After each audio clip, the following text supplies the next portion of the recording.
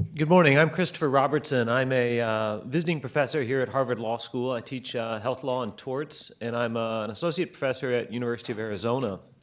And it's my pleasure to moderate Panel 6, Deciding for Patients and Letting Patients Decide for Themselves. It's one of our larger panels, so I'll jump right into the first talk by Matthew Lawrence, who's an academic fellow here at the Petrie-Flom Center. His title is Justice by Default: Solving Medicare's Backlog Problem.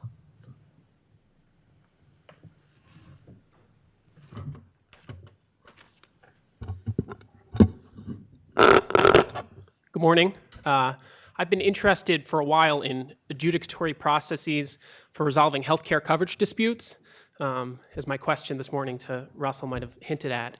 So that's when a payer denies coverage, and then there's a right, maybe through external review and private insurance, and there's similar processes in Medicare and Medicaid. So I've been kind of digging into those, and this winter there was an interesting development in Medicare, which this graph tells the story a little bit, but there's too many appeals right now. There are about 4 times more appeals being filed right now than the Medicare ALJs can handle them. I won't get all the way into it, but that's partly a result of Medicare having stepped up its review of claims. It's kind of stepped up its scrutiny. And so that creates an interesting process problem. And so I have some thoughts on the way to solve it and what's wrong, and I want to talk about that today. Preview is just kind of a quick sketch. Just assume we can't get the money to hire 4 times as many ALJs. That means we have to ration procedural justice. We have to find a way to limit the cost per hearing. The kind of traditional options are: 1, the current backlog. That's actually a pretty common option that the government uses when it hasn't devoted enough funds to hear all the claims. You see that in veterans benefits and Social Security in the past, and right now we have that in Medicare. You could also trim the procedural protections everybody gets.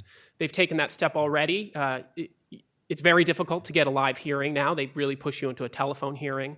You could see them going even further to limit protections and thereby the cost, and so you can increase the efficiency of the process.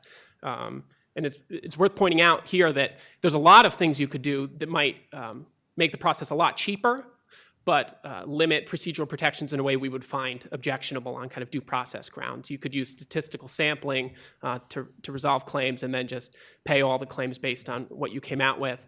Other kind of methods like that would take away the individualized right to a hearing. And that's the sort of tension between accuracy and process that people who've studied civil procedure or kind of mass tort settlements would be familiar with.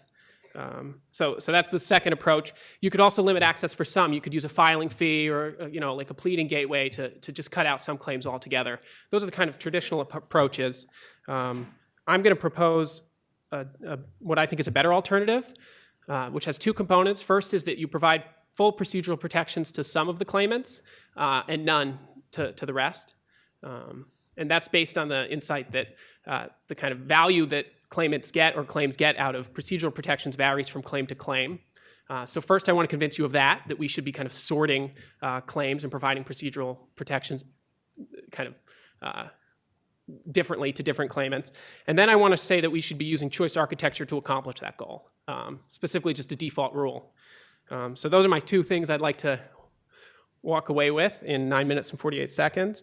And here's a snapshot of the first point.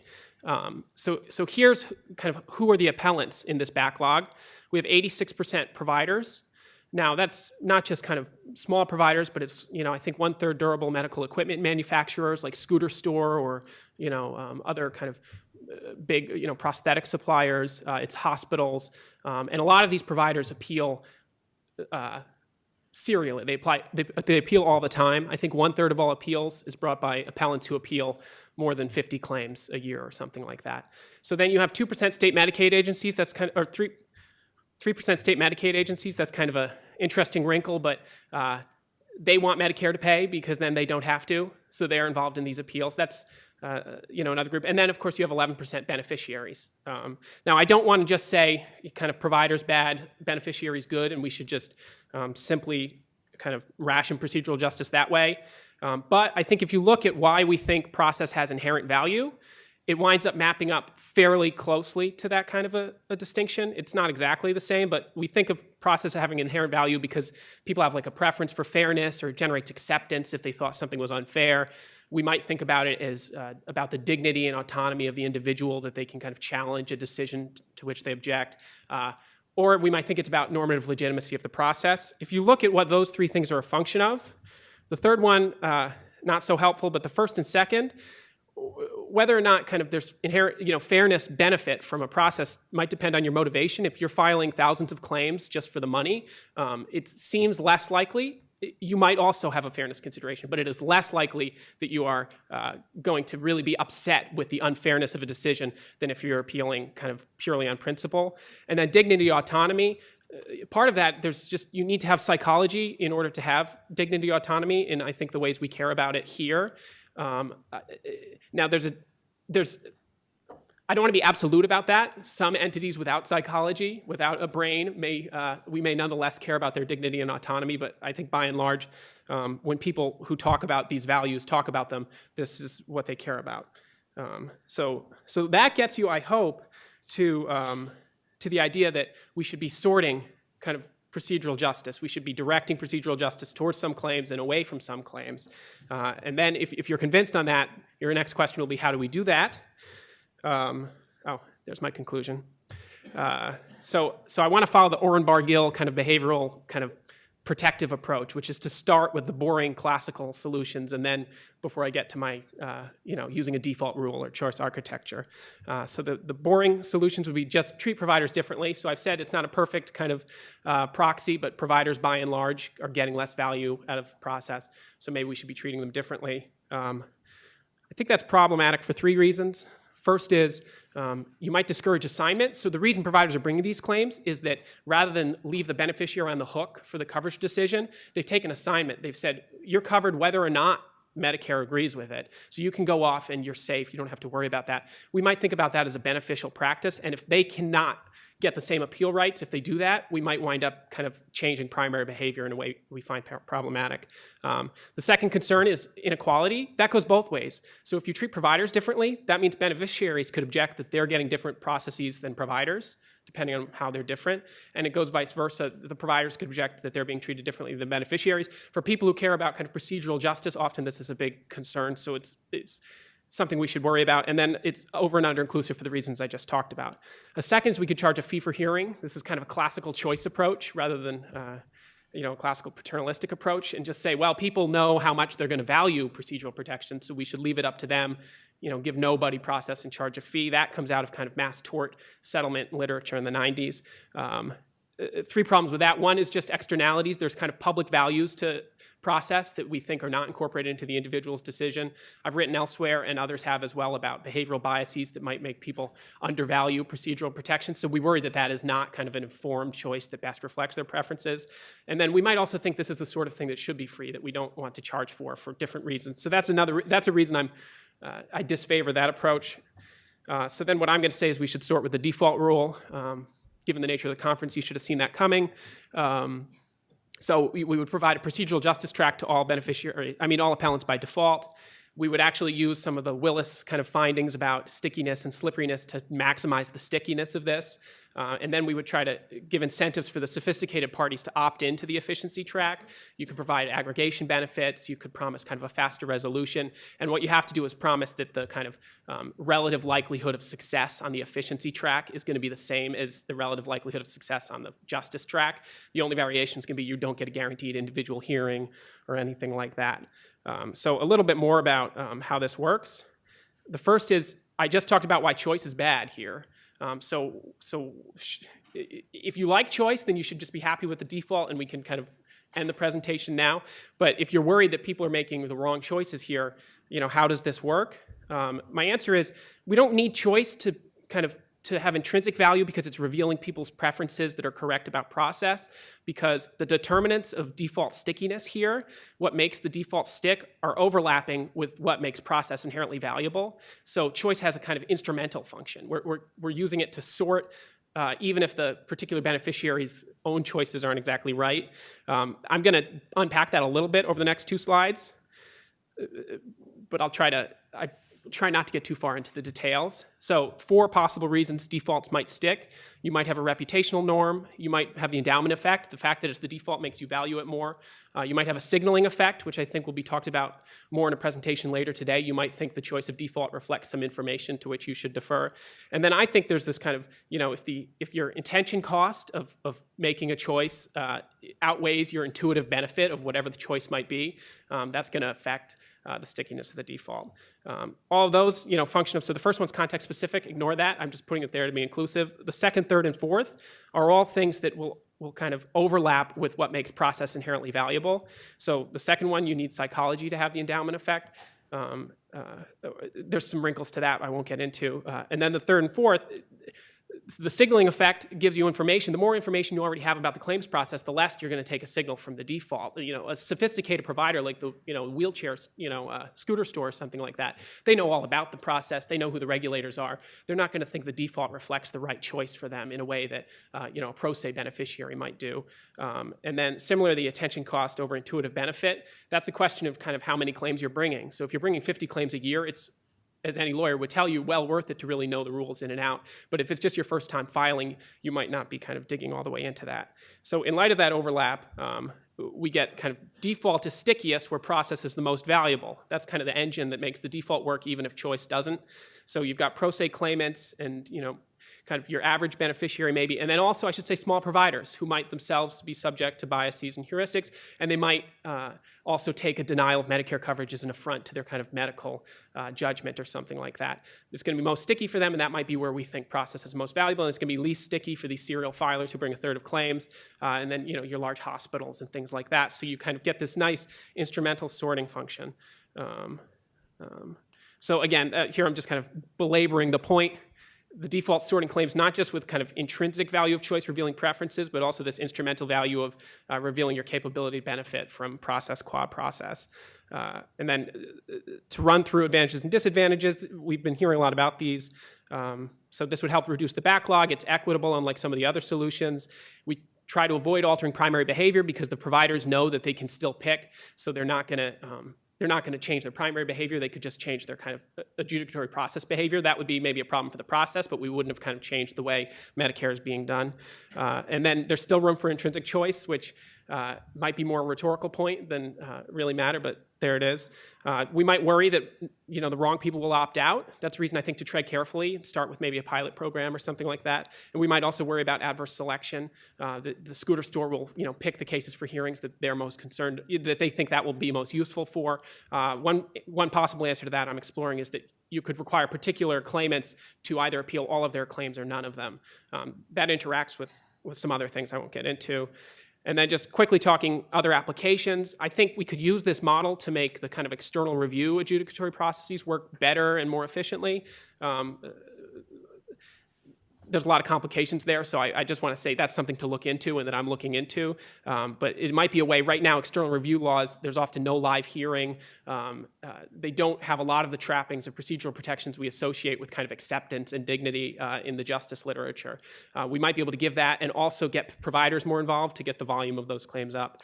And then adjudicatory process beyond healthcare, we have a lot of situations where you have to opt in if you want a live hearing. And I think if this kind of correlation as to between stickiness of status quo bias and inherent value of process holds in other areas, I don't know whether it does. If it were to hold in other areas, then having opt-in hearings, you're sorting out the people that the hearing would kind of most be valuable for.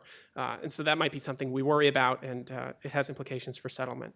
And with that, I'm out of time, and I look forward to questions and comments.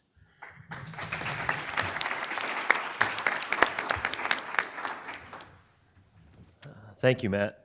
We go from a current Petrie-Flom Center Fellow to a former Petrie-Flom Center Fellow. Abigail Moncrief is the Peter Paul Career Development Professor and Associate Professor of Law at BU School of Law, and she's presenting co-authored work.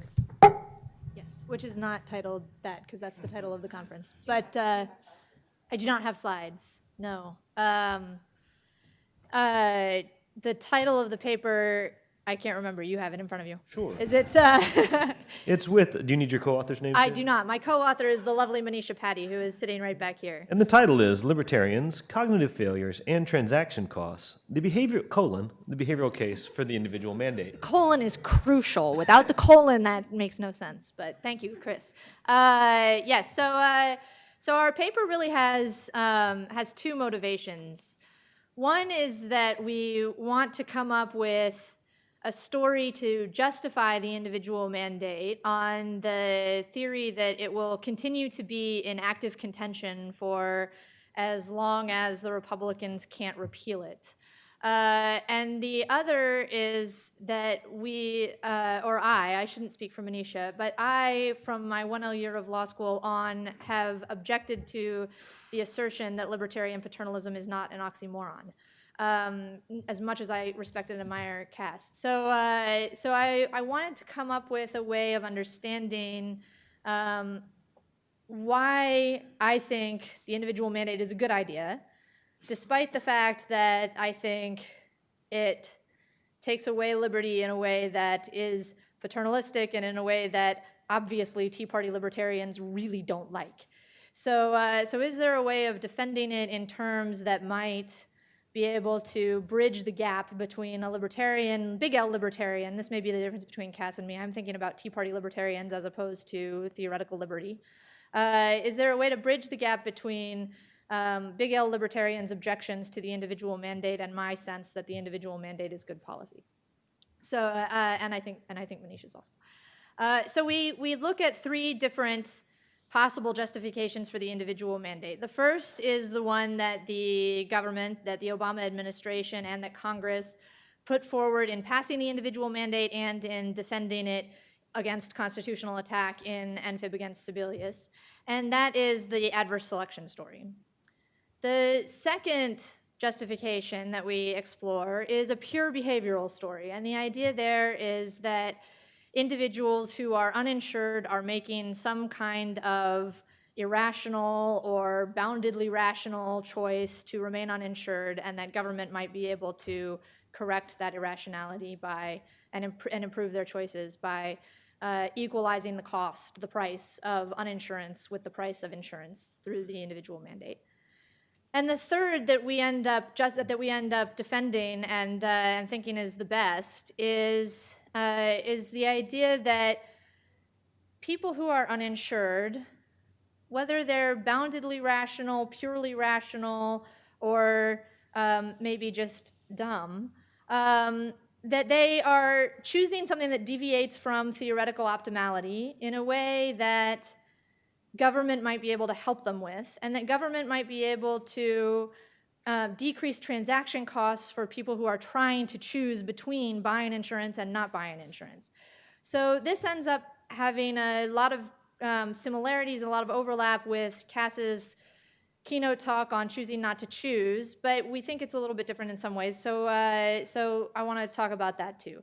So let me just walk through what I think are the problems with the first two stories, which seem simpler and are certainly the things that the government has relied on more, and then tell you a little bit about why we think the cognitive costs approach is better and more satisfying in some ways, and may do a better job of bridging the gap between big L libertarians and advocates of the mandate. So the first story is adverse selection. This is a very familiar story. The idea is that there's some kind of collective action problem, that healthy people are opting out of insurance rationally because they don't think they're going to get sick, and insurance is priced too high, and that the individual mandate forces healthy people into the pools in order to solve problems of adverse selection and death spirals that might arise if healthy people are allowed to opt out until they get sick and then opt in because of the market reforms that Obamacare included. And so we have two objections to this story. One is that it's not empirically settled that adverse selection is the better story or the only story for the currently uninsured and the people who will join the pools under the individual mandate. We really don't know much about the population of the uninsured, whether they are sicker than average or healthier than average.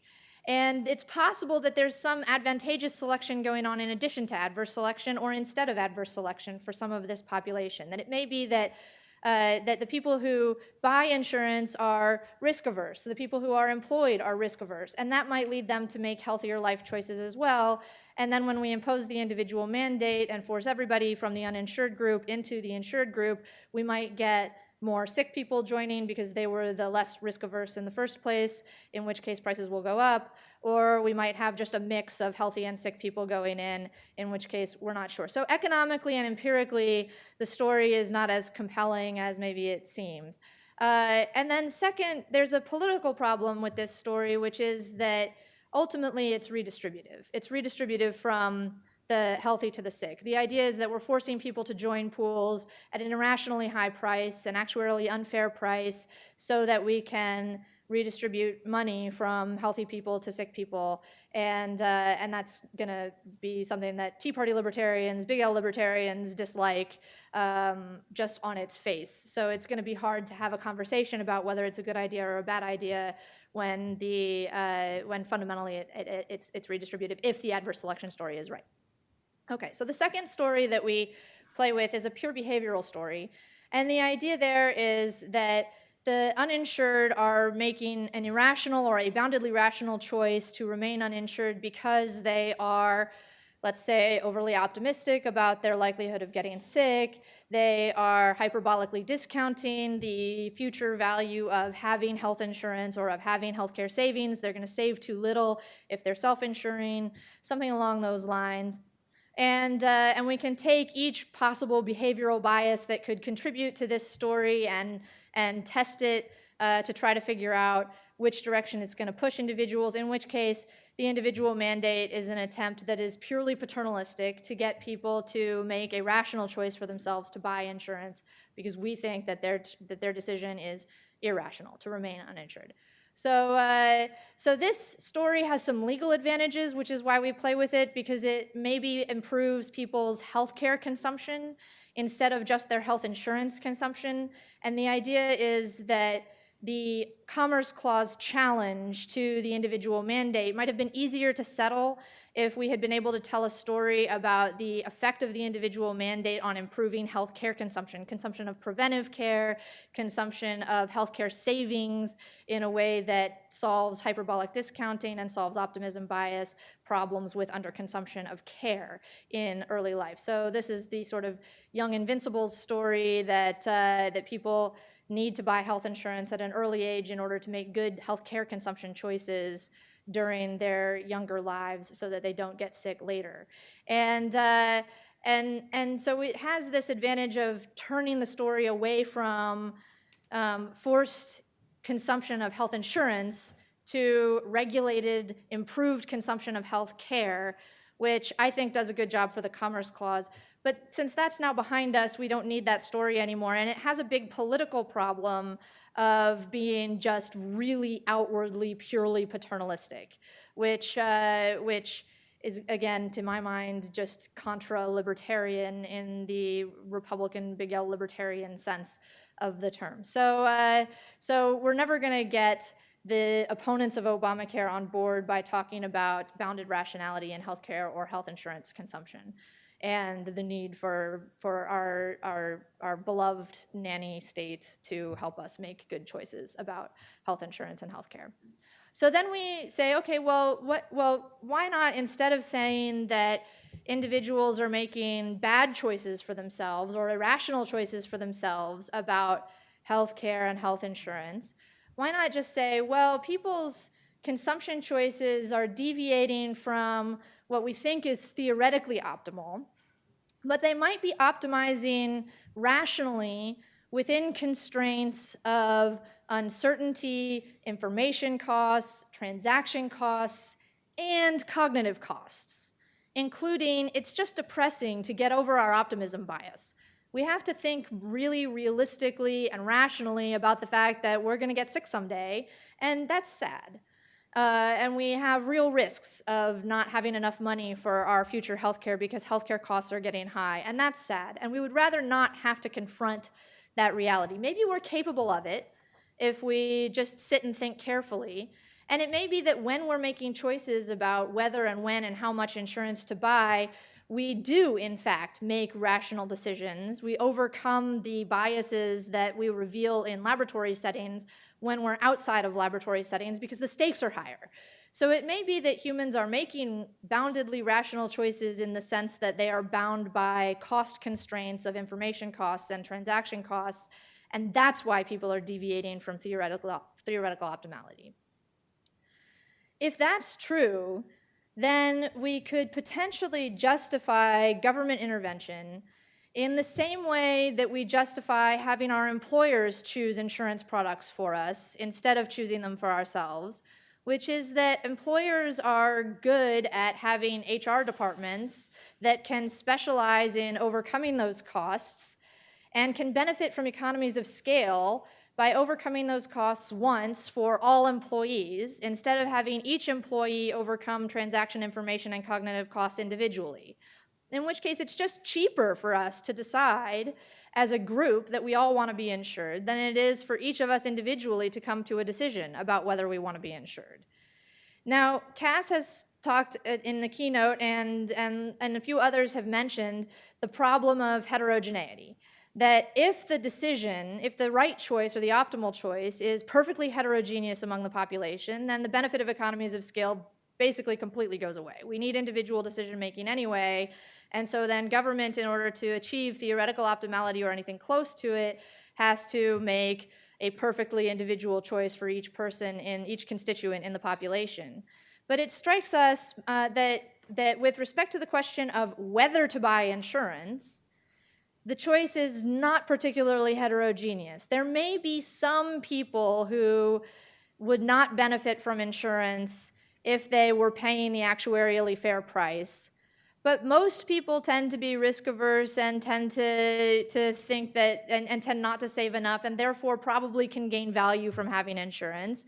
So there's probably a lot of homogeneity on just the pure question of should I have health insurance or not, assuming that it can be priced fairly. So at that point, then the government would benefit from the economies of scale and from the reduction of decision costs in just that choice of should I buy insurance or not. Now, we can have a totally separate conversation about whether government ought to be making decisions about what the insurance product looks like and how much it costs. So there's obviously a lot in Obamacare beyond the individual mandate, all of the essential health benefits requirements, and all of the community rating and pre-existing condition exclusions and guaranteed issue, that's going to affect price. And it's going to make it impossible for insurance to be priced actuarially fairly for every individual. But those are questions of how much insurance should I buy, and those questions might be much more heterogeneous. So we could have a separate conversation about that. But the hope that we have with the paper and with this approach is that we can solve some problems of going one bias at a time through bounded rationality, and we can maybe help to facilitate conversation about when and under what circumstances government is an acceptable delegate for decision making on behalf of individuals in these areas that are fraught with decision costs, including cognitive costs. My red light is blinking, and I don't want you guys to start pelting me with things, or Glenn to start buzzing. So I'll leave it at that, and hope that we can have some more fruitful discussion and questions. Thank you very much.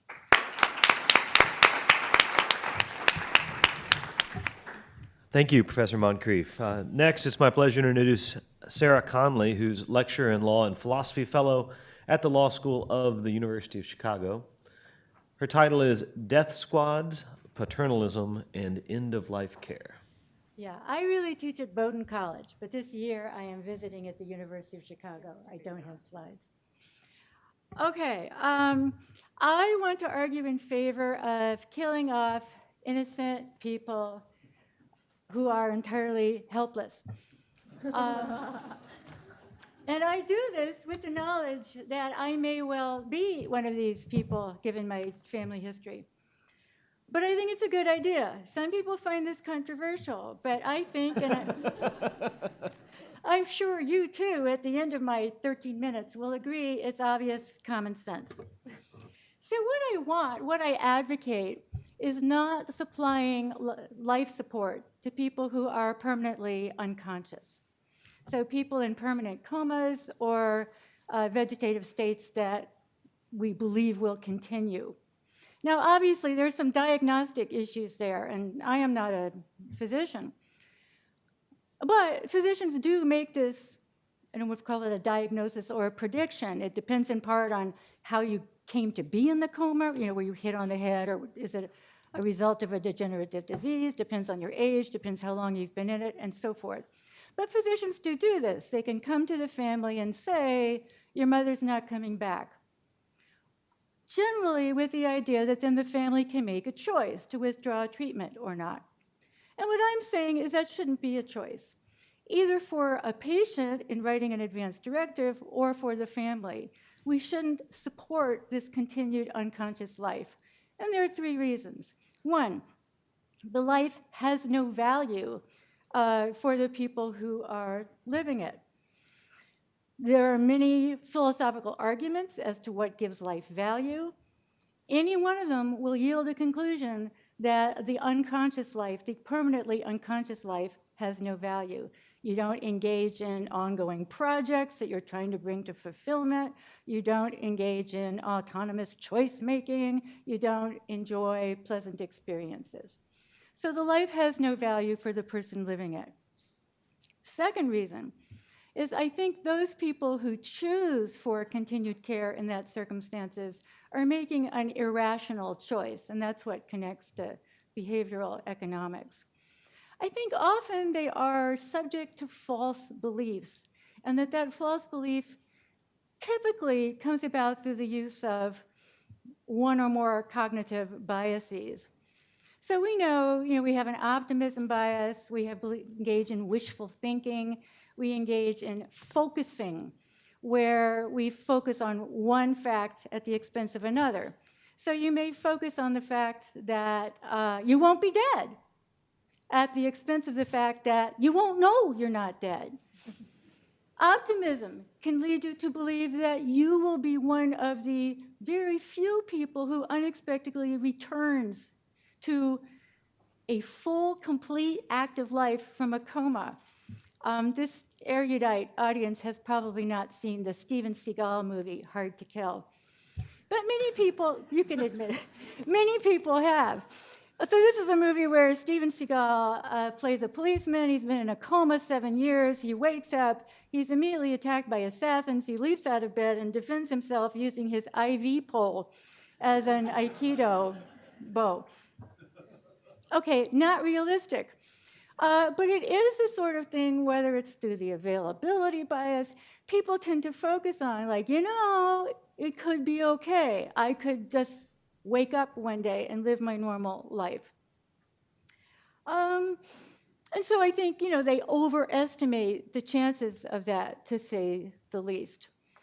So I think the life is of new value. I think the choice to live that way is an irrational choice, whether it's made by the individual or by the family on behalf of the individual. I also think it's an irrational choice in the sense that for most of us, it is inconsistent with our overall values. Most people in this situation are old, fortunately. Speaking as an older person, I love my family. We all love our families. My family's welfare is more important than mine. And certainly it is, in my opinion, and certainly it is true that if I had to choose between getting a very small probability of benefit to myself and a great cost to my family, or an alternative where I benefit them and don't really lose anything, I would choose the second, typically. But what happens when you choose ongoing care is you actually hurt your family. For one thing, you may hurt them financially. Now, if you're the patient, you have insurance, but your insurance may run out. Well, depending if you live long enough in this situation, it will run out. This means your family either has to pay or not pay for your care. If they pay, obviously, it costs them a lot of money. If they don't pay, brings us to the second area of psychological harm. It is very hard, even aside from the guilt factor that comes in if you actually don't pay for your family member. it is hard to have someone you live in a permanent coma. In my experience, when you go in to visit that person, you are told to talk to them, as if they're there. So you do that, but it's a really horrible thought to think that they are there and you're there like half an hour a week, and the rest of the time they're just lying there. It's painful. You worry about them suffering. They don't look the same. It's not good. You might then say, okay, I'm not going to do it. I don't think they're conscious. I am out of here. But even though you believe they're not conscious, you can still be plagued by the fear that they are conscious and lonely. Because, of course, as anyone knows, we are perfectly capable of having two opposing beliefs at the same time, that they're conscious, that they're not conscious. And both of those can eat away at us. Sometimes having two beliefs at the same time is useful.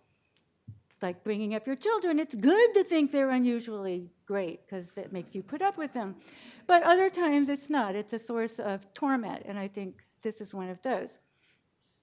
So I think maintaining such people, A, is of no use to them because their life is not worth living. It has no value to them. B, is based on irrational thinking, false beliefs, and also inconsistent with most people's overall values. Lastly, it is expensive to society. Obviously, we're all familiar with the high and increasing costs of healthcare. A lot of those costs come from end-of-life care, not all from maintaining people who are unconscious, but a lot. And if we are talking about rationing for the sake of reducing healthcare, this obviously is a place to start because there is no benefit.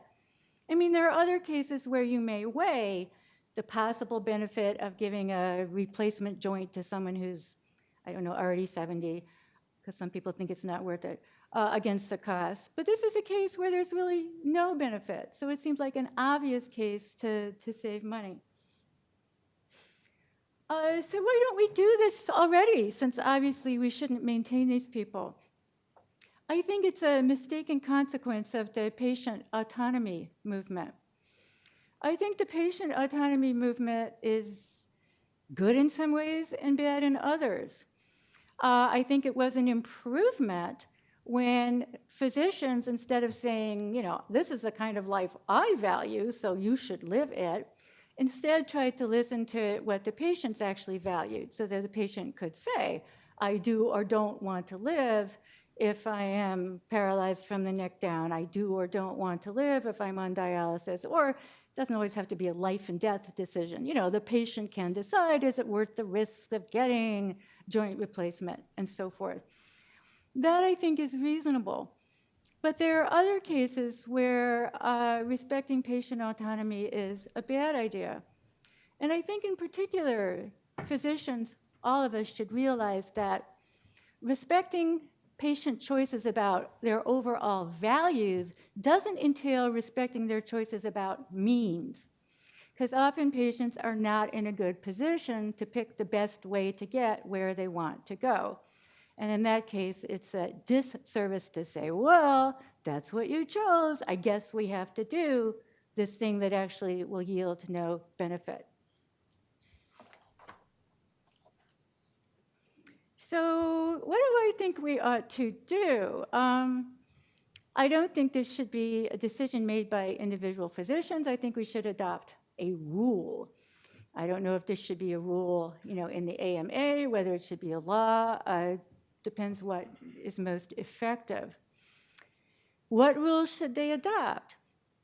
One possibility is the nudge approach. That is, we would allow people to seek care in permanent unconscious states, but, for example, we would make the default option no care.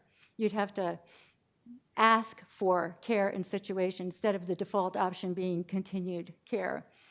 We could up the ante by saying, furthermore, if you request care, we're going to make you have a sort of counseling session. We're going to tell you what the actual costs are of this care to your family or to society at large, which is something you might actually care about.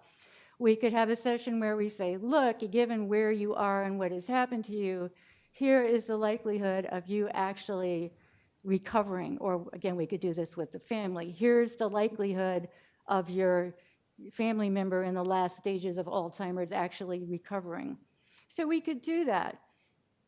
It might work, I don't know, it's an empirical question.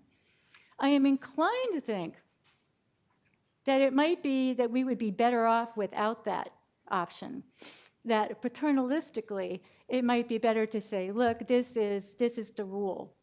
And we already do that in a lot of cases. You know, there's a lot of care you can't get, futile care.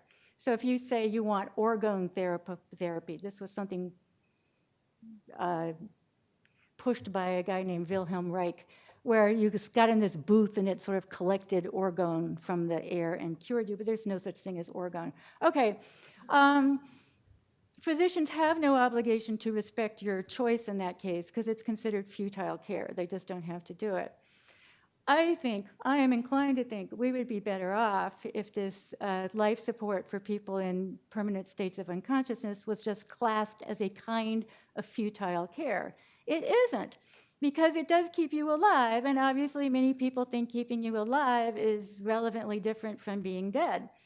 But my argument here is no, not really in this case, because it doesn't restore you to function. So I think we would be better off without the option. It would be, you know, one of many things we're not that physicians don't feel they have an obligation to provide. I think furthermore, if the option is taken away, that we would stop wanting it. I think our preferences are shaped by our opportunities, and that once we no longer have the opportunity to ask for, you know, continued indefinite care for years in some cases, longest case of a permanent unconscious state was 37 years, but that is unusual still. That if we didn't have the option to request this, we wouldn't even think of it. That it would gradually fade away as something that could be seen as desirable on the part of the patient, something that could be seen as a duty for the children to provide for the parent, and so forth. So it doesn't do any good. It causes pain, it costs a lot of money, and if we didn't have it, we wouldn't miss it. So that's all.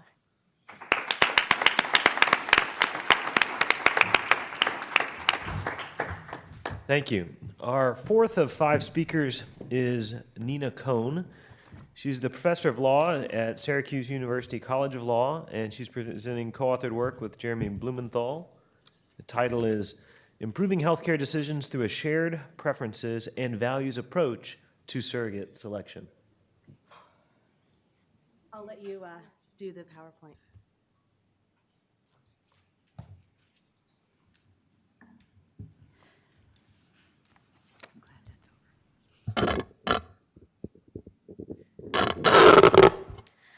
Okay, so today what I'm going to be talking about is how we can improve patient-related health decisions by capitalizing on the cognitive biases of surrogate decision makers for healthcare. Now, when I'm talking about surrogate decision makers, I mean three different things. One, agents that have been appointed pursuant to advance directives. Two, guardians that have been appointed by a court for a person who's incapacitated. And three, default decision makers that have been selected according to state statutory law for someone who otherwise wouldn't have a surrogate. Now, regardless of what type of surrogate it is, it's generally agreed that the primary goal of the surrogate should be to make the decision that the patient would have made if able. But here's the problem. Surrogates are remarkably bad at doing that. So what I'm going to discuss today are the patterns, the problematic patterns we see in surrogate decision making. And then I'm going to propose a modest reform for improving congruency by learning from surrogates' cognitive biases. And then I'll talk about why this matters, why we should care whether surrogates are making the decisions patients want made. So at the outset, let me just begin by defining some terms. When I talk about congruent decisions, I'm talking about decisions that the surrogate makes that are what the patient would have made if able. When we're talking about incongruent decisions, we're talking about decisions that diverge from what the patient would have made. Now, if we look at the social psychology literature on surrogate decision-making, the conclusion is pretty clear. Surrogate decision makers frequently make decisions for patients that are inconsistent with what the patient would make in the position. So, for example, a 2006 systemic study, which looked at over 40 years of research on surrogate decision-making, looked across some 20,000 dyads of patient surrogates, found that on average, surrogates were predicting patient preferences with only 68% accuracy, which is quite low when you compare it to chance. This lack of congruence seems to reflect a couple different factors. One is deliberate deviation, right? The surrogate in some situations may simply choose to ignore or override patient wishes because they think those wishes will lead to an undesirable or immoral result. A more common explanation is lack of information, that surrogates really don't know what patients want, although they often think they know what patients want. But a pattern we see that seems to explain a lot of the deviation is that in many cases, surrogates are selecting the choice that they would have made for themselves. Now, in some cases, this is conscious, but in many cases, it appears to be the result of projection. Surrogates thinking that the other person would do as they would do. And so what we find is that study after study finds that surrogates' choices for patients are more strongly correlated with their own preferences for themselves than they are with the patient's preferences for the patient. So we've had numerous recommendations over the years for how we might improve this problem of incongruency. And a common strategy is to advise people to select surrogates who are closely related to them and therefore should have an understanding of their wishes. And this is also consistent with how guardians are selected, and it's consistent with states' priority lists under default surrogate laws. The problem is that family members do a quite poor job of predicting patient preferences, and moreover, the degree of relatedness between a familial surrogate and the patient does not seem to predict accuracy. So other proposals call for changing the interaction between the patient and the surrogate. So for example, patients are urged to discuss their wishes with the surrogate. Again, the problem is that these discussions seem to have little effect, and it doesn't seem to matter in terms of efficacy whether those are discussions of specific treatment preferences or underlying treatment values. And then we also have recommended strategies that focus on providing the surrogate with better instructions. So for example, there's talk about the importance of instructing the surrogate to use substituted judgment as opposed to a merely best interest approach. The evidence on the effect of that intervention is really mixed. At best, it seems to have a marginal impact on how surrogates behave. So it's against this backdrop that my colleague Jeremy Blumenthal and I have come up with a proposal that tries to improve surrogate accuracy. So remember what I said just a moment ago, right?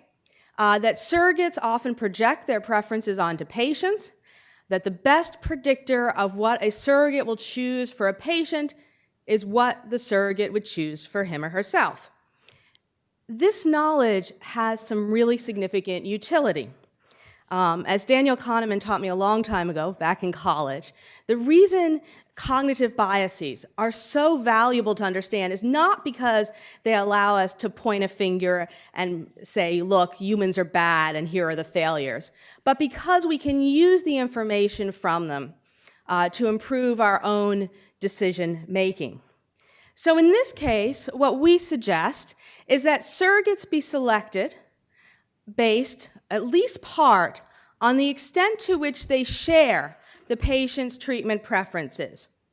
Where it's not possible to ascertain the patient's treatment preferences, or where the patient actually values consistency with an underlying set of values more than any particular treatment preference, then what we suggest is that surrogates be selected based on their shared values with the patient. Now, this is a simple proposal, but remarkably, one that hasn't been put out there before. To be sure, surrogates are often advised to consider patient values. Patients are advised to discuss the values, and sometimes patients are warned not to choose that person who will be morally opposed to following your directions. But we haven't seen suggestions out there for actually using extent of shared values or preferences to select among potentially obedient surrogates. Now, of course, it's not going to be possible to match surrogates and patients with complete precision, right? So we believe that we're going to need to prioritize certain types of shared values and shared preferences.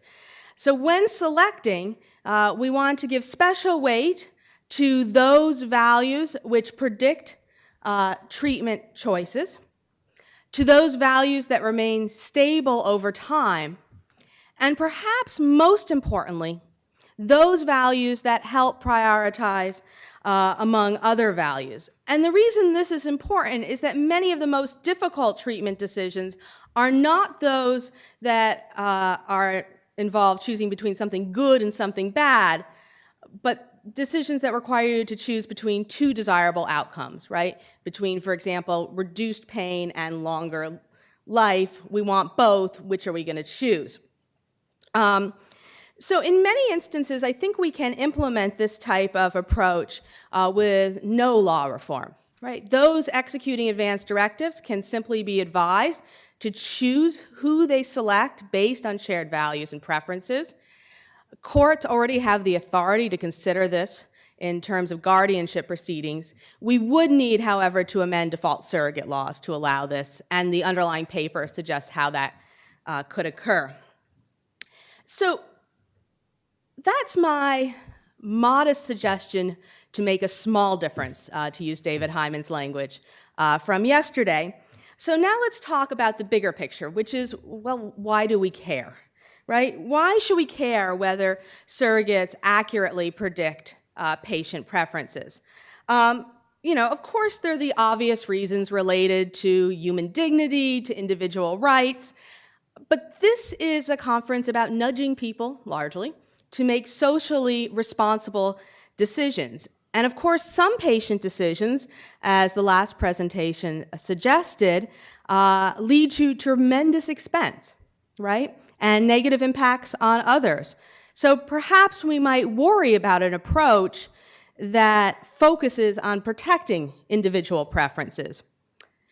What I'd say in response is that I think it's really important to recognize that one of the key benefits to this type of shared values and shared preferences approach to surrogate selection is that it allows for more flexible decision-making for healthcare, and that flexibility is in itself in the public interest. So currently, individuals are often urged to protect their wishes by giving their surrogates very detailed instructions about what they want done and when. Such detailed instructions limit the ability of surrogates to make cost-sensitive, context-sensitive decisions that consider the totality of circumstances. I think that if we can encourage people to choose surrogates based on shared values and shared preferences, there may be less of a need or a perceived need to make those instructions overly concrete, and it may allow for more context-specific decision-making. So in short, choosing surrogates based on shared values and shared preferences, I think, has the potential, in a small but significant way, to improve healthcare decisions, to promote flexible healthcare decision-making. It's not going to be possible to operationalize this with perfect accuracy, no two people are exactly alike, right? We can never truly know the preferences of an incapacitated person. And as Jennifer's presentation earlier this morning indicated, right, an individual's status as a patient may itself affect their wishes. But we're not really after perfection here. We're after an improvement, and I think this one can make a meaningful difference. At a larger level, I think what this type of suggestion also shows, and I think this is particularly relevant for this conference, is that changing policy based on an understanding of cognitive biases need not infringe on autonomy, right? In many instances, it may actually be an empowering act. And so I'll leave it there. Thank you very much.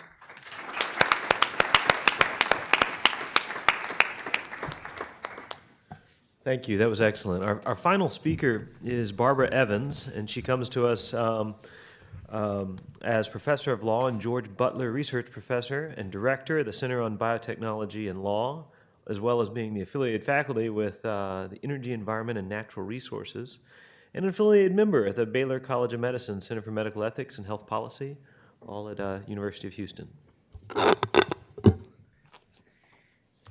Thank you.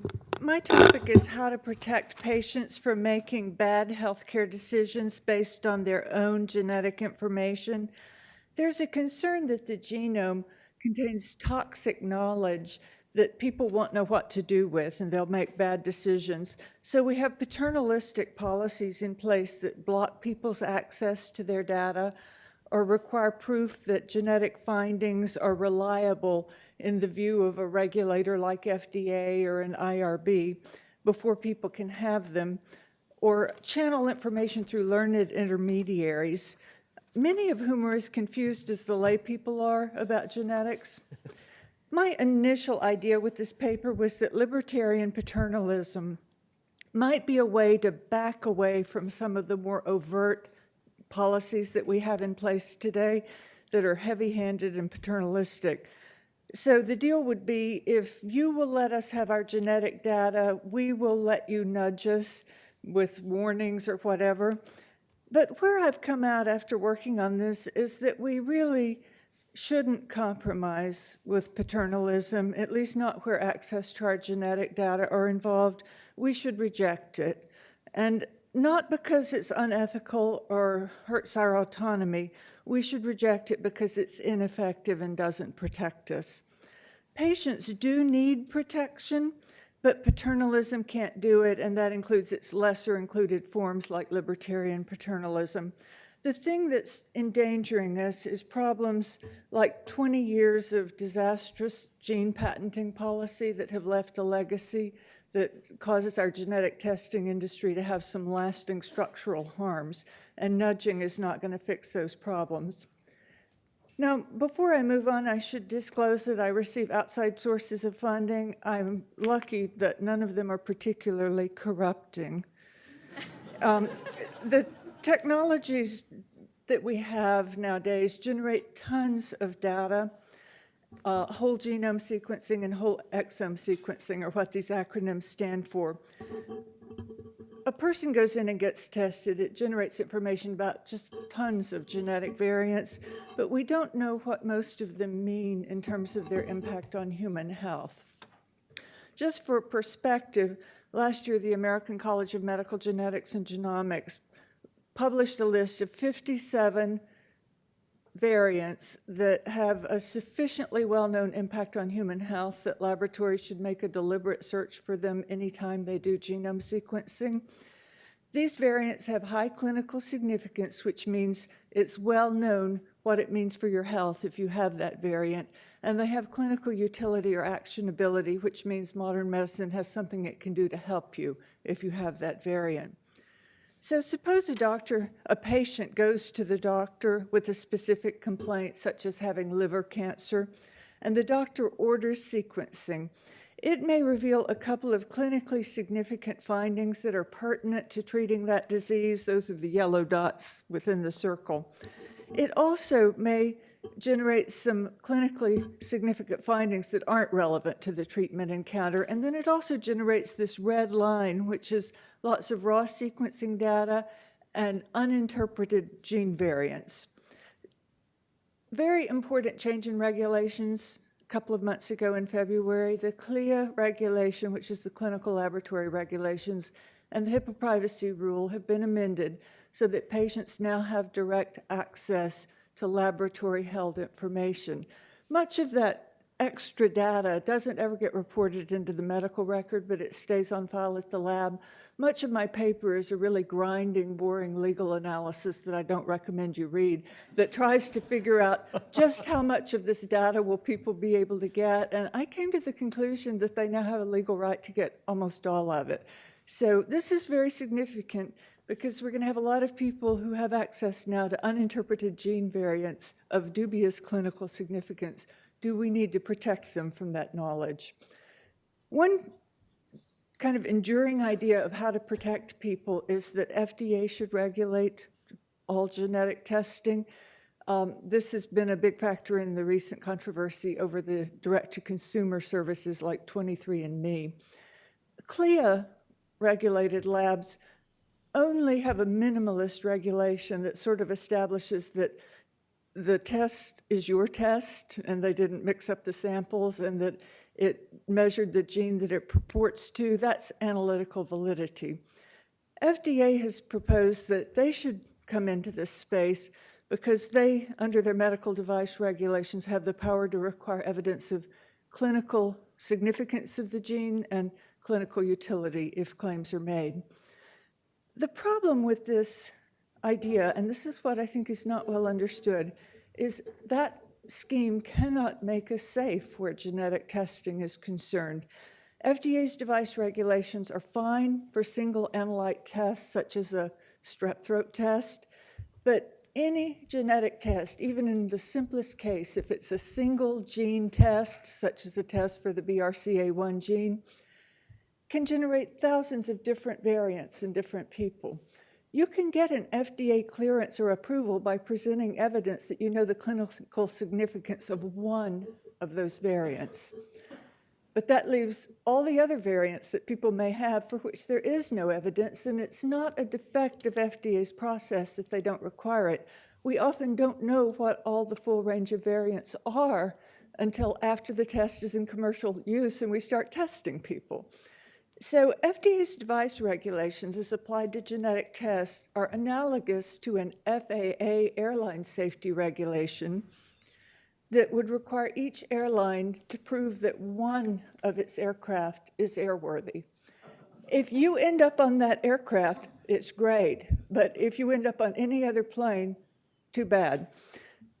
Each gene has a whole fleet of variants. And we got to get to a concept of safety that's a fleet safety concept. And that's what our device regulations are not equipped to do. How do we get at information about the significance of all the variants that people may have? This is where our gene patenting policy has profoundly affected the structure of the testing industry. Gene patents gave specific companies, such as Myriad Genetics, an exclusive franchise to test particular genes. That gave them control over the data from those tests, and those data allowed them to integrate downstream into what I'm calling data operations, which is the process of taking the results of which variants you're finding and correlating it with people's clinical data so that you can draw inferences about what is the clinical significance of novel gene variants. That's like a refinery, basically. Data operations take variants of unknown significance and transform them into variants of known significance. That, in turn, that knowledge is the essential input for genomic interpretation, which is the process of telling people what is the clinical significance of their genetic test. Now, this data operations phase of the business has features of a natural monopoly or a common pool resource in resource economics, which means there are profoundly nonlinear network effects. You need a big, huge unified database to have the statistical power to draw those inferences. And that's why Myriad Genetics is reporting less than 3% rate of variance of unknown significance on their BRCA test. European labs are still reporting a 20% rate, which means 1 in 5 patients would be told, you've got a variant, but we don't know what it means. That's a big deal if you're the patient that has that unknown variant. You really want to know what it means. Now, after the recent Supreme Court decisions in Association for Molecular Pathology and the Prometheus versus Mayo case, this is what the industry is evolving to. We still have those big vertically integrated incumbents, but we have new competition in the test administration segment. Other entities are entering to do their version of the genetic test. The problem is those upstarts don't have access to the big genetic data infrastructure, so they can do the test, but they can't necessarily interpret some of the variants it will detect. There are some public databases available, but they don't have all the data in them. So we're going through a phase where we may see some data poor interpretation with excess rates of variants of unknown significance. Now, these incumbents have very little incentive to share their data. They invested money for it. They had a lawful monopoly at the time they acquired it. It would be a taking to force them to give it away for free. But these other little companies are not going to be able to reproduce that data because the only way to reproduce those data is to go back and retest every person who ever got tested before and get them into a new database, and that's not going to happen. So there's no incentive for the incumbents to share, and HIPAA's new data pricing, which was part of the omnibus rule in 2013, did not help at all. The Congress imposed a cost of service infrastructure type rate on data preparation and transmittal, and that could have worked and created good incentives, but it was implemented disastrously in a way that denies any return on capital invested in data infrastructure, which is not the way to make a sharing of data happen. So we can't necessarily guarantee that patients will have state-of-the-art genomic interpretation, because state-of-the-art interpretation, as I define it, means that after you get your test and know what your variants are, you can get an interpretation that takes account of the best available knowledge we currently have of what your variants mean, even if the person that holds that knowledge isn't the person who did your test. Now, we've seen these sort of situations before where we had incumbents competing against single-segment businesses.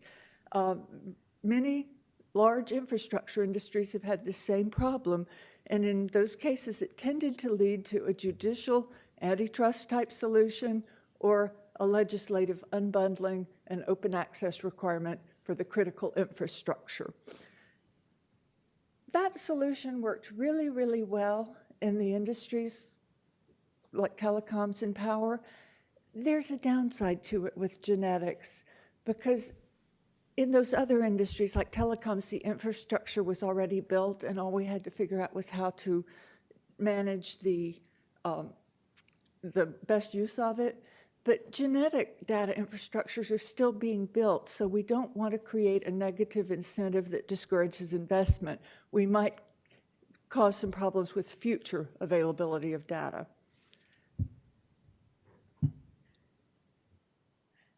This is another problem. This is a picture of the East Texas oil field, which was a large energy infrastructure. How am I doing on time? Am I almost out? Right in front of you, there's...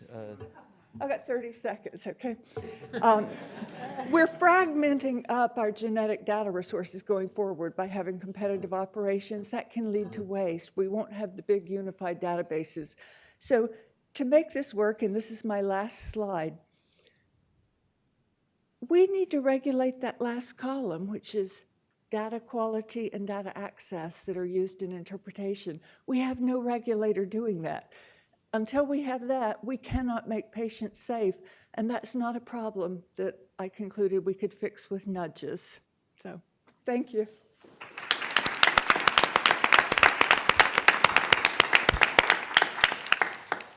Thank you, Professor Evans. Looks like we already have a line forming, so we'll start with you, Professor Cohen.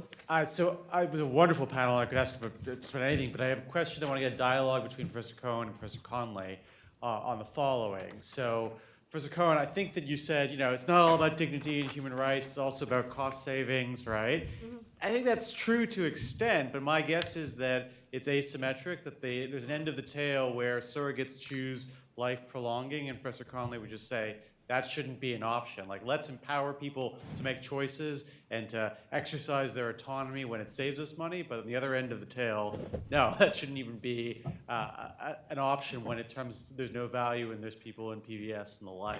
And so I'm kind of curious whether your attempt to kind of have rapprochement between the two of you is only helpful on half of the ledger and not the other half. But I'd love to have the two of you kind of talk it through.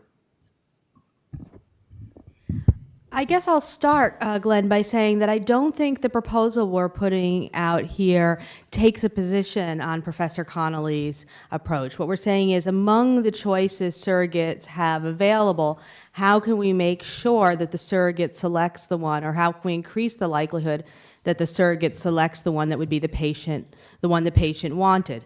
All right, and if we accept Professor Conley's proposal, that simply wouldn't be an option for either the surrogate or the patient to choose, so there wouldn't be a problem of incongruence there.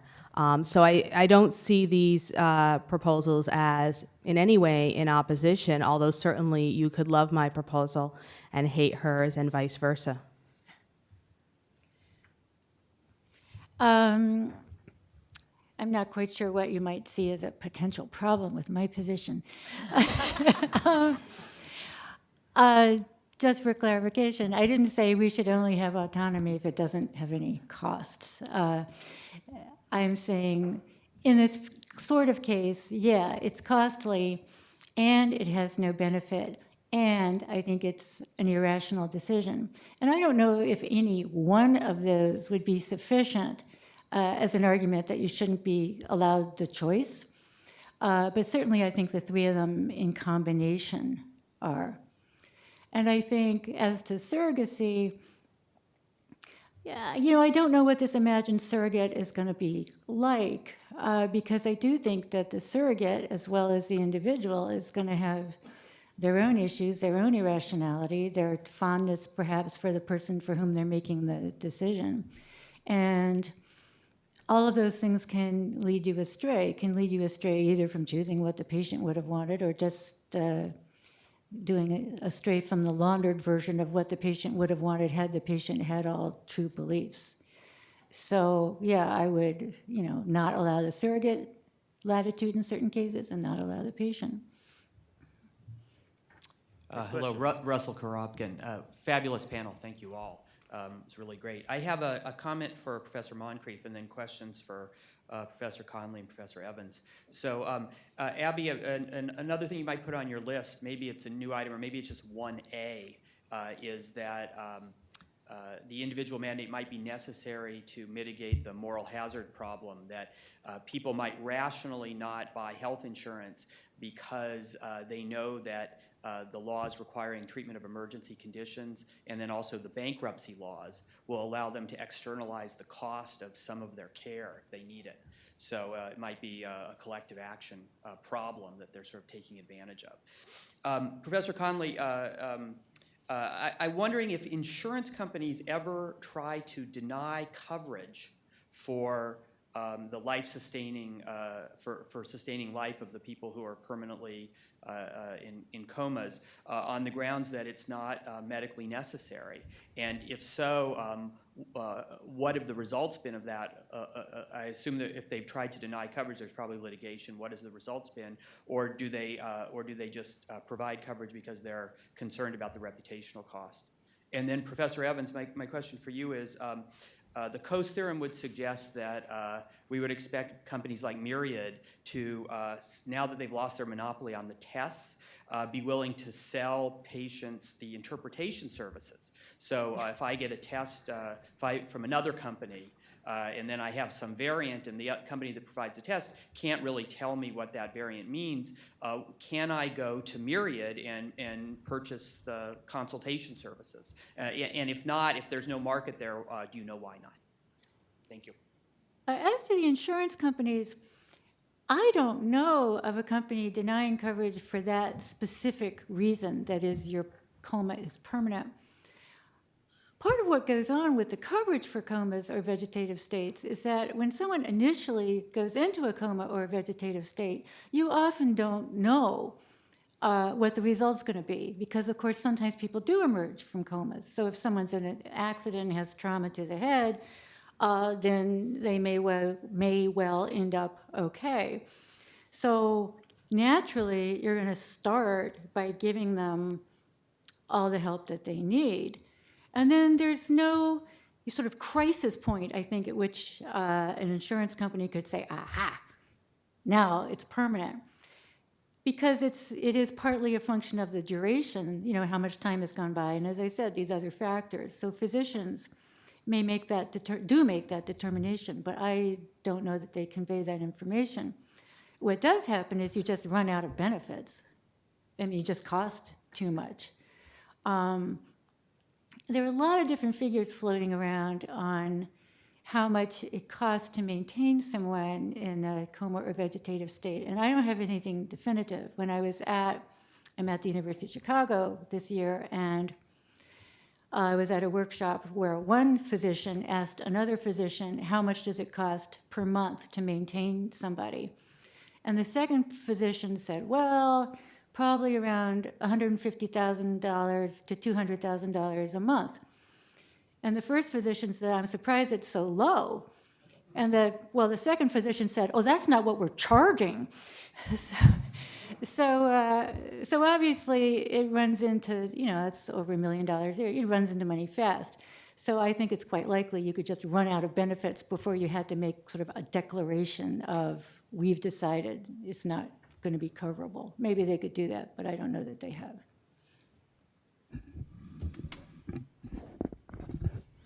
I think you very correctly perceive a possibility for standalone unbundled interpretation services.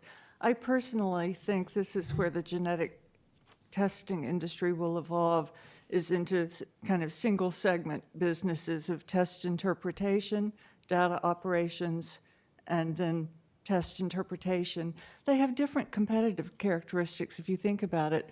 You've got natural monopoly characteristics in data operations, but the other two can operate competitively. And I am aware of one instance where a patient had an odd variant with a genetic test and wanted to get one of the incumbent testing services to help interpret it. And the incumbent wasn't set up to do that, but eventually did it upon an individual appeal from a congressman or something to the company. But right now, the incentive is not there to just volunteer to offer the standalone services, because if one is an integrated company that has this massive data asset, you want to try to use that keep it as a trade secret and try to use it to add value to your other two services, interpretation and testing. So they aren't leaping into that space, but I think that's where the industry will head, is that we'll have unbundled genomic interpretation services available. Hi, I'm Rebecca Gothier. I'm a student here at the law school, and my question is for Matt Lawrence. So it seems like a lot of the issues in the healthcare system, and probably Medicare specifically, come down to issues with efficiency and overcomplication and over-proceduralization. And your proposal seems to address that second issue of over-proceduralization, but in doing so, it adds another layer of process in deciding which process to go down. So it seems like it adds another place where error can be made. You still have to review it, even if there's a default. And it seems like it could also decrease the efficiency also. So I just wanted to hear how you compare the increases in efficiency with the decreases in efficiency and adding the actual process in. Thanks. Thanks. Yeah, you're right. My proposal is not simpler. It's a little bit more complex. I think at our year in review conference in January, is that when that was? Wendy Mariner said that kind of assuming the ACA sticks, or we'll see what happens, but the future we need kind of nitty-gritty health law to kind of rather than solve everything with one twist, to kind of get into the weeds and figure out, the best way to handle particular issues in light of all the considerations there are in health law. Basically to say we're stuck with a fragmented healthcare system, it's fragmented, and so we need, I guess the proposal was, modest proposals for modest benefits. So I think the additional choice, that I'm proposing would be not too costly for the big entities to think about, because they can understand that with a little bit of investment. And the way I'm imagining structuring it, it wouldn't even be noticed to beneficiaries because of the way you presented the decision. They would just kind of flow with the default. So while we have a more complicated healthcare system after this proposal than before it, I think our ultimately optimal healthcare system is probably maybe even, a little bit more complicated than the one we have, but just better addresses the world we live in. Hi, I'm Rosanna Summers. I'm a graduate student in psychology and law at Yale. My question is for Professor Cohn. It was about the evidence base for the empirical claim that traditional surrogates aren't very good at judging what the patient would have wanted. I wondered if that holds true when the surrogate has information about the patient's desires and wishes. It seemed like a lot of time they just might not know what the person wants, or they might be projecting. The reason I ask is that your proposal indicates that we should look at people who have similar desires and wishes to the patient, and to do that we would need to ask the patient about their desires and wishes, and it seemed like if we're going to do that, maybe we could just give that information to the traditional surrogate, and wouldn't that improve their ability to guess what the patient would have wanted overall? That's a great question, and I think you would hope the answer is yes, right? I've spent a lot of my time prior to looking at the research telling people how important these conversations are. Share your information, sit down. There's whole nonprofits in this country devoted to just that. The problem is that when we look at the literature base, those discussions seem to have very, very limited effect. And we can try all different sort of versions of these conversations. Let's discuss your specific treatment preferences. Let's discuss your underlying values. Let's discuss what you would do in this situation. And none of those interventions seem to have much impact. So I'd love it if that were true. It would be the simpler option, but it's not working. And so I think we need to do something else. Now, of course, we could choose surrogates based on shared preferences and shared values and still have those conversations. No reason not to. At the very least, those conversations do tend to have the benefit of reducing the stress for the surrogate when making the decision. I think knowing that the person has chosen you based on who you are also has that benefit. And so if we double up, we may get even more benefit. Hey, Jeff Skopek, academic fellow at Petrie-Flom. Abby, I had a question for you. Actually, two questions. One, I was going to ask about the free rider justification. So if you wanted to briefly comment on whether or not that's actually not the strongest, at least of the existing justifications, if not stronger than your proposed justification. And then second, on the issue of your proposal. So I'm wondering if you could explain a little bit more about the relationship between the justification for a mandate and the degree of heterogeneity on preferences. So it seemed like you were saying that the sort of transaction cost justification for a mandate is strong when there's a lot of homogeneity on preferences, like the preference for healthcare. You said because a lot of people prefer it, we don't have to be worried about heterogeneity there, so the case for a mandate is stronger. As we move into questions like how much, et cetera, we get more heterogeneity, and therefore perhaps we should be more concerned. But it seems like on the question of whether or not to get healthcare, there's no transaction costs, so that therefore there's no transaction cost justification on that aspect of the decision. As you move into the question of how much or what or minimum central sort of all the sort of more complicated questions, yes, you get into issues where there's high transaction costs, so you might want some sort of intervention. But then the question becomes what sort of intervention would be appropriate and why you would want a mandate rather than a default rule.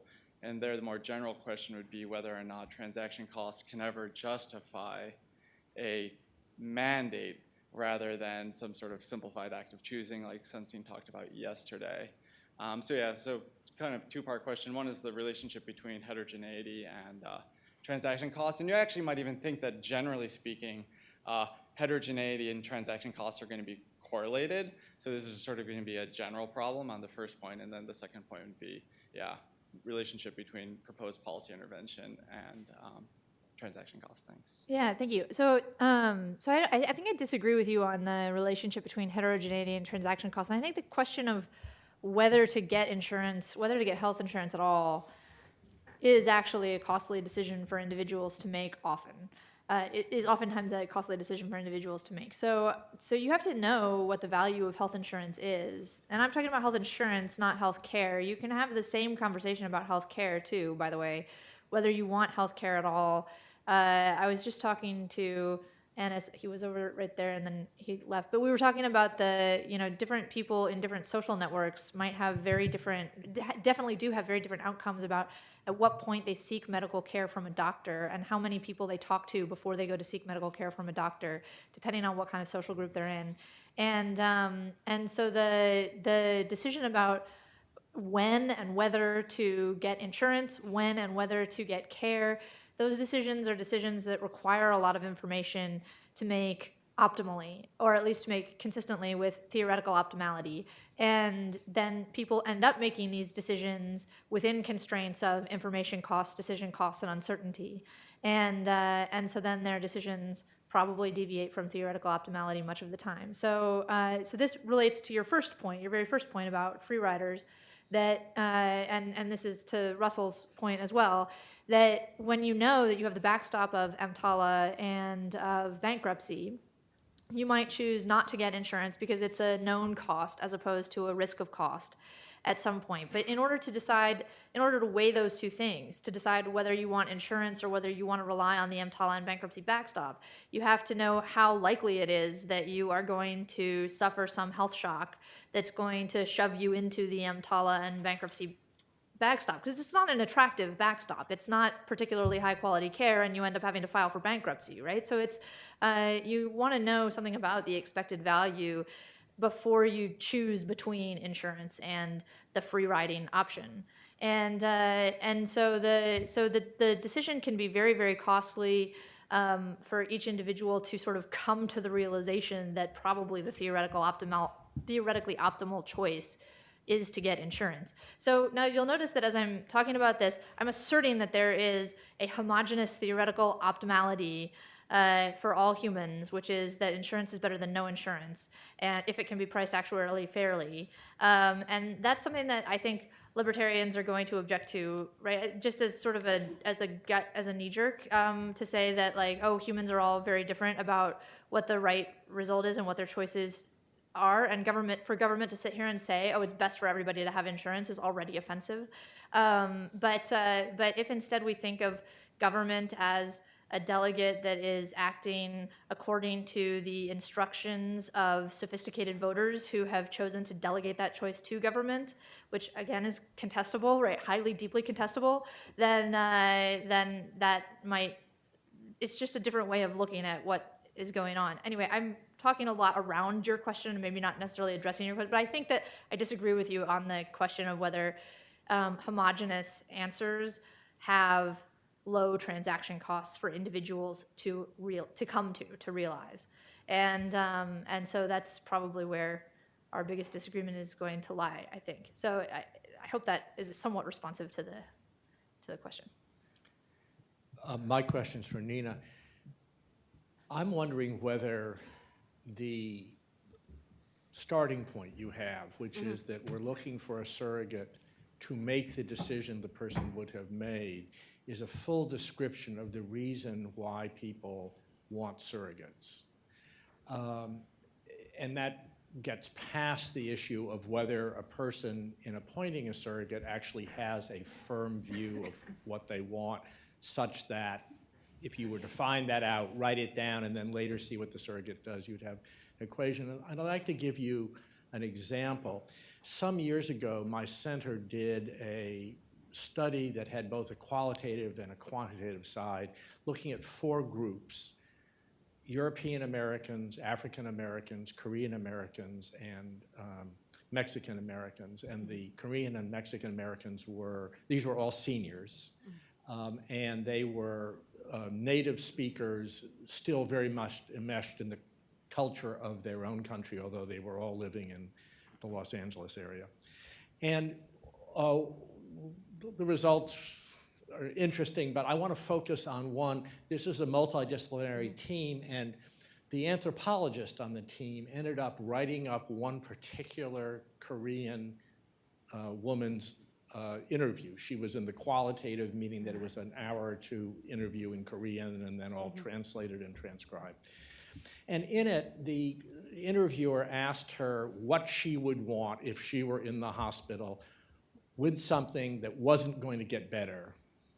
And she said, well, I wouldn't want further treatment in that case. And the interviewer then said, if you were in the hospital, who would be making decisions in that case? And she said, my son would make those decisions. And indeed, she had already described that the son would be making the decisions because she was the patient.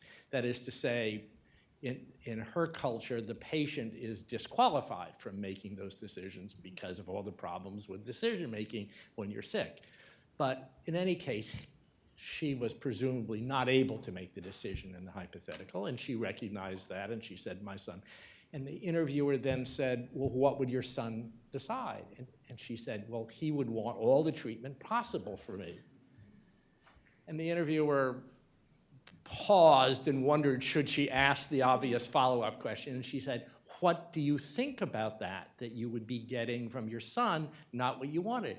And she said, oh, well, I would want him to do the thing that was right for him as my son, to be able to do the thing that's expected of him, which is to show his filial piety towards me by wanting me to stay alive as long as possible. And she said, is that a problem? She said, no, it's not a problem. And she was, because she had two goals in mind. Now, it would be lovely if the son were able to understand that that piety was displayed by not insisting upon additional treatment, but she was able to hold these two inconsistent things in her mind without any particular problem and recognize that there was an additional goal for her, which was allowing the decision to be made in a way that those who were going to survive and live in a culture and understand what they had done in light of that were comfortable with it. And I don't know that it requires something that is as noticeably different than the average culture that you may be thinking of, to think that that's probably something that goes on for a lot of people in what they want to come out of that process. Those are great points.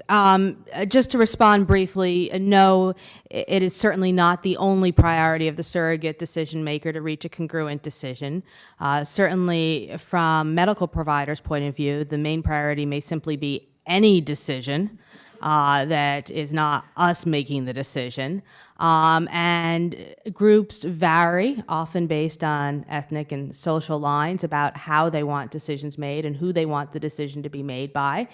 We do know that older adults tend to care very much about the process by which decisions are made, and that often will even trump the particular treatment decisions. I suspect that our proposal is actually quite consistent with the type of process that many older adults would like. We'd have to test that out to have a better understanding.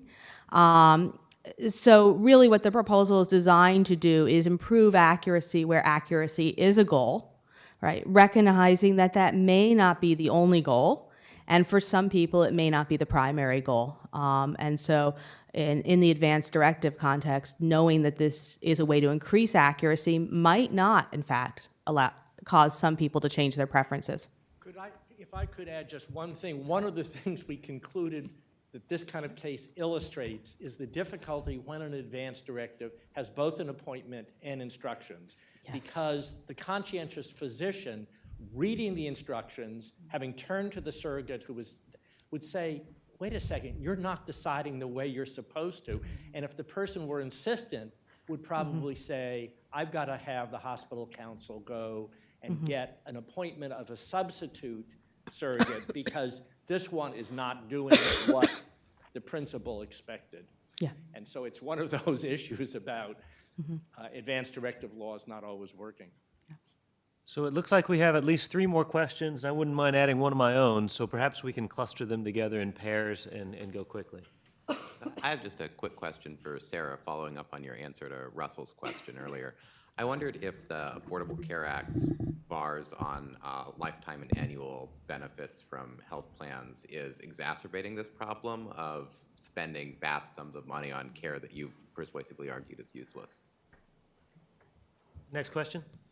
So first for Matt, you've sort of framed this, I think, reasonably in the context of dispute resolution process, but the data you showed indicating overwhelming majority from a relatively modest number of providers, and the fact that this is an ongoing relationship, right? We've got a classic Cozian relationship.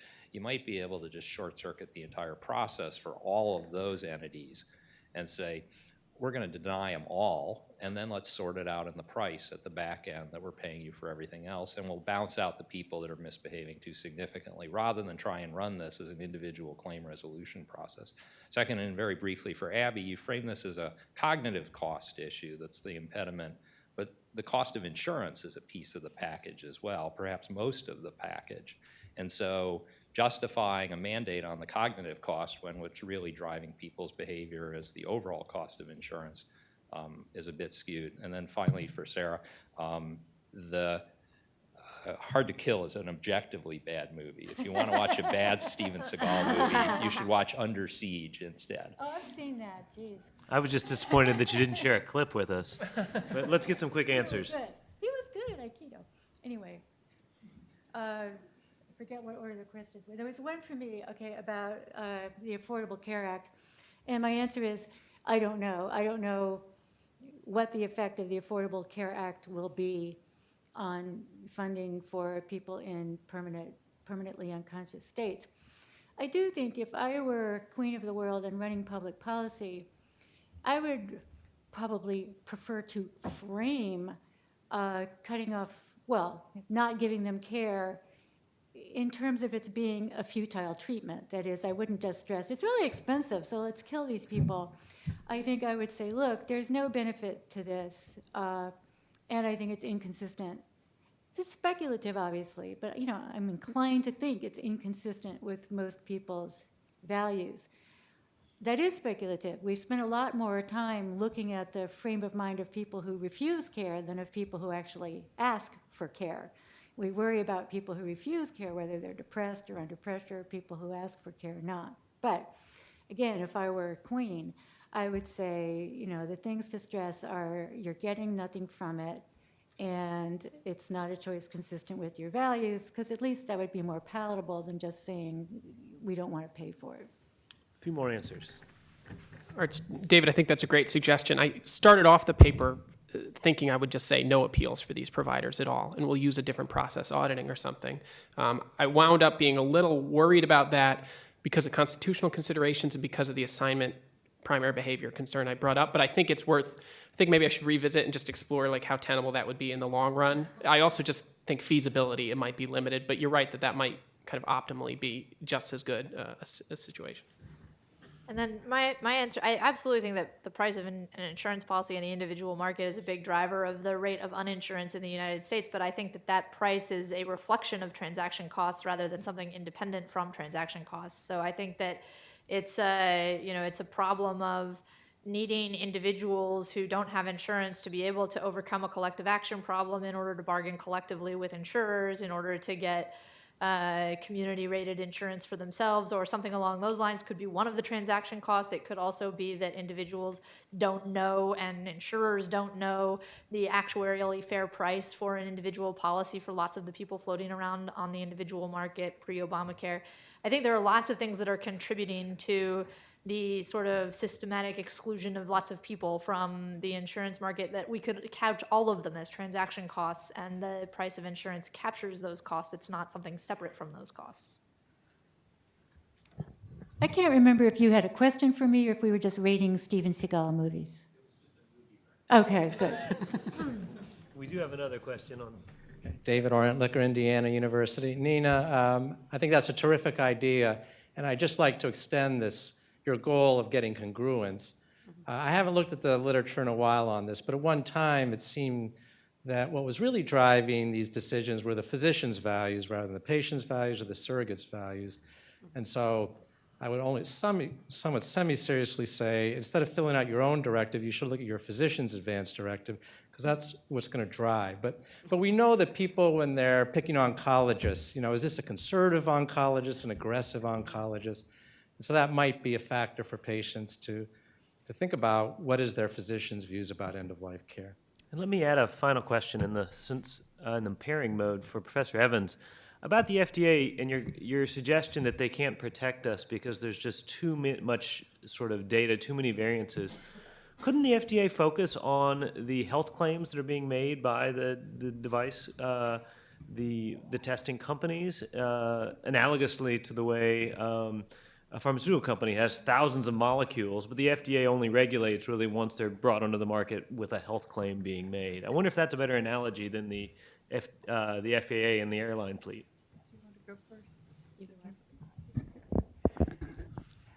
Obviously, there is a way you could do post-marketing collection of information to add information about new variants as it became available.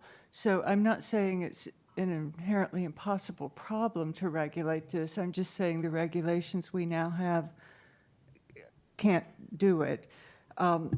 Now, things get so much more complicated in a situation where genomic interpretation may become unbundled from the test itself. In theory, I, who am a law professor knowing nothing about genetics, could open up my own genomic interpretation services, and I dare FDA to try to regulate me. I am not selling any medical products. I'm just talking when I interpret a person's genome. They think they can assert jurisdiction by going after the health information systems I would use, but suppose I just say, well, I won't use any, I'll just make it up. I think at that point, the only regulation is common law remedies against deceit and negligent misrepresentation. So as we unbundle, it gets much trickier to regulate this. And maybe the state medical boards would take notice as well. I wouldn't be Maybe. practicing medicine. I would not be. I'm not offering an overt treatment. Just briefly, I think that's a great idea. I think it underscores yet another way in which patients could benefit from more information about their medical providers. The reality is that patients, though, have very limited information about their providers, especially those patients with limited access to providers. So while I'm very sympathetic to the suggestion, maybe we can use that as yet another reason to think about providing patients with better information. And with that, let's retire to lunch.